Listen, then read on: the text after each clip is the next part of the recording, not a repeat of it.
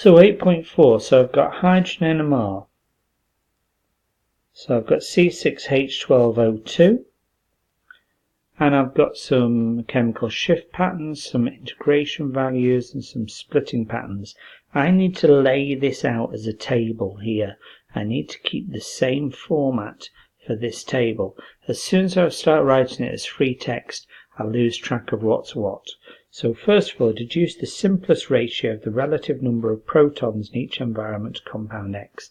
That means get these numbers into whole numbers. So the integration value is the heights of the peaks, and that will tell you the number of hydrogens in each of these 5 different groups. So I've got 5 different pieces, 5 different jigsaw pieces that I've got to determine what they are in this compound.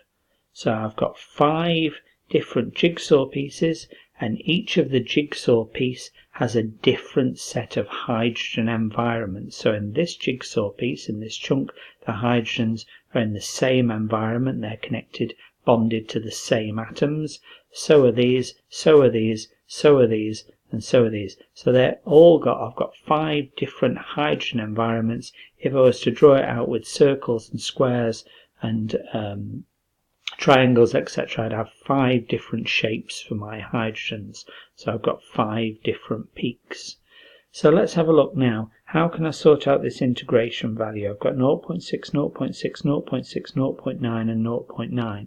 So what I do is I divide by the smallest. I divide by 0.6, and then that gives me 0.6 divided by 0.6 is 1, 0.6 divided by 0.6 is 1, 0.6 divided by 0.6 is 1, 0.9 divided by 0.6 is 1.5, 0.9 divided by 1.5. I multiply up, so now I've got 2, 2, 2, 3 and 3, and that gets me my 1 mark for this question. But I'm just going to take it a bit further. Once I've got it in this table and I've got it laid out like this, I'm just going to put some extra information in underneath. If I've got 2 hydrogen environments the same, it must be a CH2. 2 hydrogens bonded to the same carbon. 2 must be a CH2. 2 must be a CH2. 3 must be a CH3. And 3 must be a CH3. And these 2 CH3s are not bonded to the same carbon. Otherwise, those 6 hydrogens, the 2 methyl groups, if they're both bonded to the same carbon, those 6 would form at the same peak. They'd be on the same peak, and I'd only have 4 different carbon environments rather than 5, and I'd have an integration of equivalent to 6 instead of 3. That peak, instead of 0.9, would be double that. It would be 1.8. So I have got 2 different sets of CH3s bonded to different parts of the molecule. Now what do I know? While I'm here laying out a table, I might as well say that this CH2 is bonded, it's given a triplet, so it must be bonded to a CH2. 2 hydrogens give a triplet, so it's bonded next to a CH2, which are going to split these hydrogens into a triplet. A quartet means that this is bonded to a CH3. 3 makes a quartet, so its neighbouring carbon has got 3 hydrogens. A triplet, so this CH2 is bonded to a CH2. Those 2 hydrogens create a triplet, split this CH2 here into a triplet. This one's a singlet. Now this one's interesting.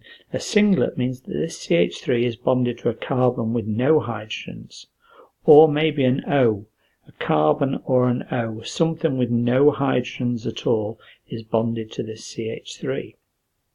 So that's quite interesting. And then this CH3 is bonded to a triplet, is bonded to a CH2. A CH2 will split this into a triplet. So now I've got some more information than I had before. Let's have a look. Use the data in the table in the data booklet to help you answer this question. Deduce the part of the structure that causes a shift of 3.5 and the part of the structure that causes a shift at 2.2. Well, before I go on to that, I'm just going to try and investigate what this might be first of all.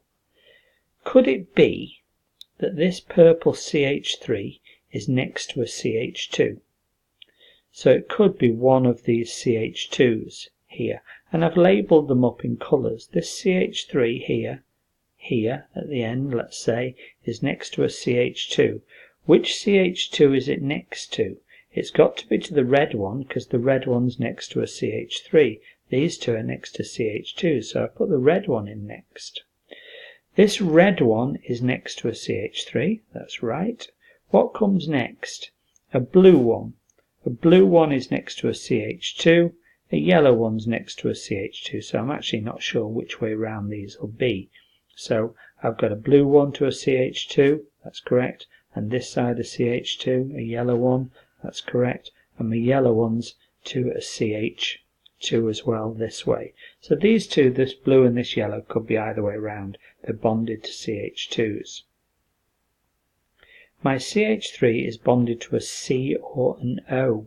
So my CH3 then at the end, there's something in the middle here, which is either a C or an O. And just by a process of subtraction, there are 6 C's in this, and I've got 1, 2, 3, 4, 5. I'm missing a C, and I'm missing 2 O's. So somewhere I've got to fit in a C and 2 O's. And that one here, this question mark, doesn't have any H's in there. I think I've accounted for all the H's. 12 H's. 3, 4, 5, 6, 7, 8, 9, 10, 11, 12. Yes, this has no H's in it, and I know that because this CH3 is next to a C or an O with no H's because it's given a singlet.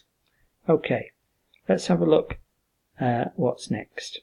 So, this 3.5. 3.5 I've identified as R, which is anything, O, C, H, and that H there that's bold is the one that's giving this shift pattern of 3.5. So that H there is given a shift pattern of 3.5. Let's have a look which one gives a shift pattern of 3.5. That's this column here, 3.5, which is my red CH2. My red CH2 gives a split of 3.5. So those hydrogens on that red CH2, a hydrogen here, one of those hydrogens is bonded like that with a CO. So my red CH2, it might have another H up here, this CH2 is bonded to an O. So my red CH2, which gives a splitting pattern, a shift value of 3.5 to 3.9, 3.5 here, 3.5 fits in between 3.1 and 3.9, has got, my red CH2 has got an O bonded to the C of the CH2. There's an O bonded to the red one. Could it be CH3, CH2? Could there be an O there? CH2O, because I know the CH2 is bonded to an O.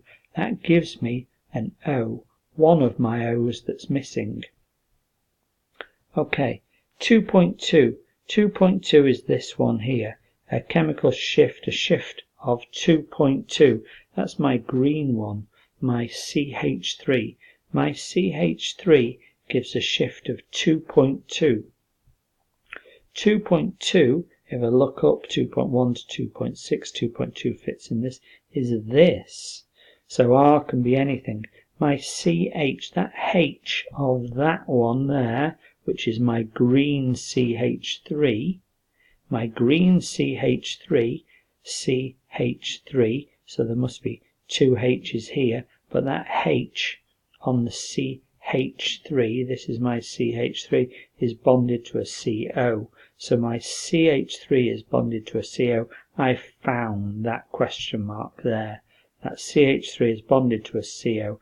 I know it's now this chemical with a CO in the middle, and then that matches my C6H12O2.